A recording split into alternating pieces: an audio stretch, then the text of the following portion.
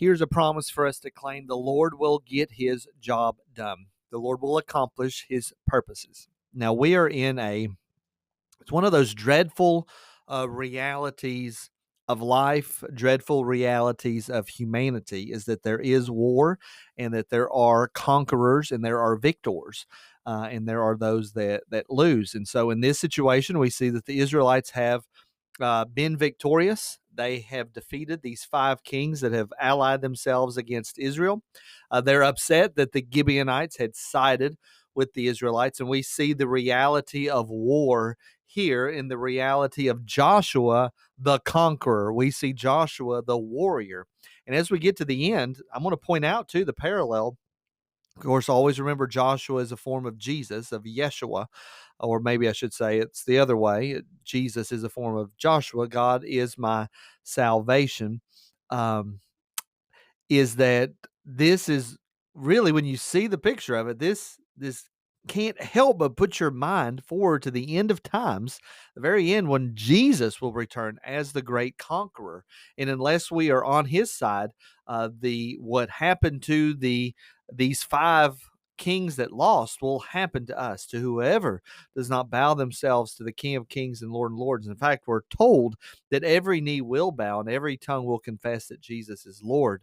May we side ourselves with God today. So let's look at this: God accomplishing his victory through Joshua and through the Israelites. So we've already seen the battle where the Israelites were victorious. And then we see that the five kings ran away. They were afraid and they hid themselves in a cave. And so Joshua and the Israelites went and found them in the cave. And Joshua said, roll large stones against the mouth of the cave. He stuck them in there. He trapped them in there because they still needed to go and attack the rest of the army. So the kings are as cowards going into the cave and hiding instead of being with the forces and trying to encourage them to turn around and fight. They go into a cave and hide. So Joshua says, let's cover large stones against the cave so they don't get out. And then you need to not stay here. You just need to go and pursue the enemies and attack their rear guards. Do not let them enter their cities. Go catch them before they get back home. And then this is the promise that that Joshua claims for his army. He says, the Lord your God has given them into your hand. The victories that the Israelites achieved was because the Lord was with them. All the victories that you achieve is because the Lord is with you. God is the one that gives us the power to do it. Do not be arrogant and take it upon yourself that the good things that you do are a result of you. No, it is a result of God working through you. So the Israelites go and they utterly destroy the armies of these five kings. And then when it's over, Joshua comes back and he says, open the mouth of the king and open the mouth of the cave and bring these kings out. And they bring them before Joshua, and Joshua tells the soldiers to put their feet on the necks of these kings. And here's the crude, vicious part of war. And Joshua says the very thing that God had told him at the very beginning. He tells the soldiers, do not be afraid or dismayed. Be strong and courageous. God is with us. And then Joshua put them to death. Afterward, Joshua struck them and put them to death. And then he hanged them on 5 trees. And they hung on the trees until evening. So these kings that were in rebellion against Israel and in rebellion against Joshua, they were killed, and then they were hung on the tree. Then they were taken down in the evening time. So here's the thought for us. This is grim.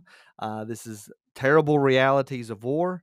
But then we also have to remember that Jesus, our God, died for us. So just like these 5 kings were hung on a tree after they were executed for fighting against Israel, remember they of their own accord got together in this big alliance to have this big fight against Israel. No doubt Israel would have attacked them later on, but they were the aggressors in this situation, and their bodies are hung on trees.